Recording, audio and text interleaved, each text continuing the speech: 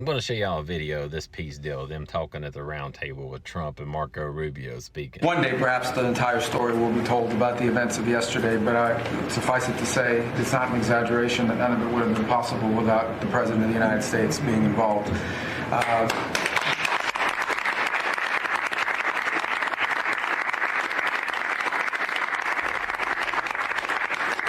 It really began with your trip to the Middle East, where these relationships were forged with partners in the region, personal relationships, close relationships that created the foundation where all this was possible. Where I think this really took a turn. Remember, a month ago, no one thought this was possible. Where it really took a turn about a month ago, less than a couple weeks ago, is when we were at the United Nations, and you convened a historic meeting, not simply of Arab countries, but of Muslim-majority countries from around the world, including Indonesia was there, Pakistan was there, and created this coalition behind this plan.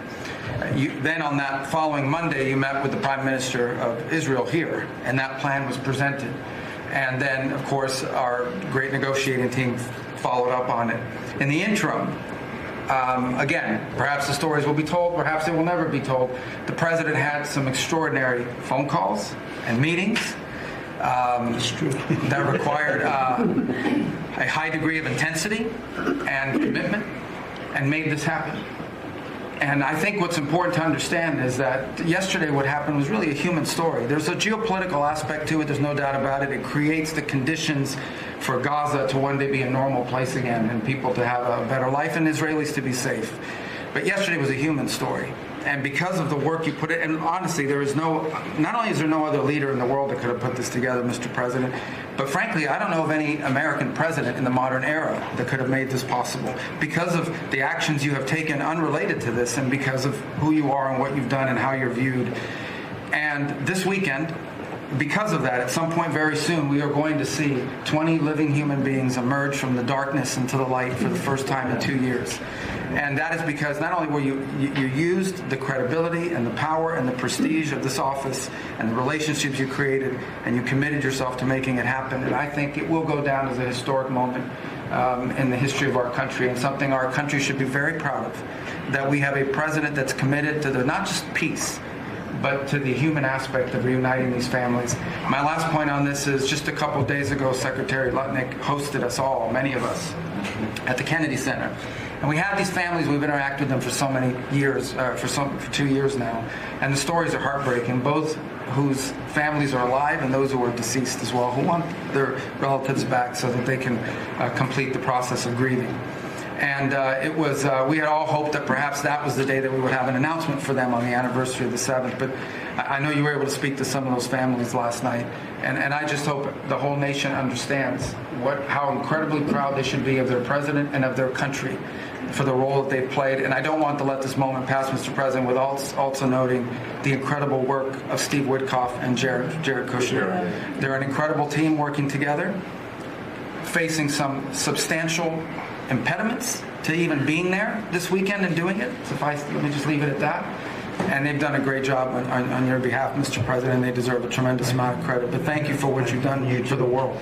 For the world. Thank you very much, Marco. I appreciate it. This really would be a wonderful thing. Like, it would be a beautiful thing if we weren't Christians and we knew what followed this. What Trump has accomplished really is incredible, and no other president has ever been able to do it. And this is how I know that he's anointed by God, and this is how I know that God is using him. This does not make him the Antichrist, but God is using him to bring all of that about. How we know this is not going to be a lasting peace, it's going to happen just how the Bible says it is. One, God don't lie. God tells us in Daniel 9:27 it's going to be broken midway through 7 years. And two, Trump is using a method called peace through strength. And anytime you use this method, it never lasts. Because all it really does is make another country want to get bigger and badder than you so that they can break it. That's ultimately what this Antichrist is going to do. And in my opinion, he's going to bring 3 continents against America: Europe, Asia, and Africa. He's going to form into one. Because I don't believe America is going to take part in this Antichrist system at all. And I've got other videos explaining why I don't believe we'll take part. But I really want to be happy that this peace deal is made, but as a Christian, we just can't be, because we know what follows. We can be happy in the sense that we know Christ is coming back very, very soon. That he tells us in Matthew 24:29-31, immediately after tribulation of those days, and will be his return and the gathering together of the elect. We can be happy based off the fact that Jesus is coming after tribulation tribulation to get us, but we got to face the Antichrist until then. But no matter what you do, don't be deceived by this Antichrist when he shows up. He's going to be the one that confirms this peace deal, meaning he's going to take what Trump's putting in place and he's going to strengthen it and he's going to reaffirm it. He's going to have all power, false signs, and lying wonders given to him by Satan. So he's going to be doing miracles and things. He's going to come and make himself look amazing to the people. Don't be deceived by him. He's not the Messiah. He's given these powers by Satan. Jesus told us already. See that I have told you this beforehand. If they say he's in the desert, don't even go out and look. If they say to you he's in the inner rooms, don't believe them. As lightning flashes from the east to the west, that's going to be Jesus' coming. His coming is going to be quick. Not no man to this earth trying to convince us that he's God or the Messiah. But when this man comes, you already know that he's not, and do not believe him. Be willing and ready to die for Jesus if it comes down to it, and it probably will.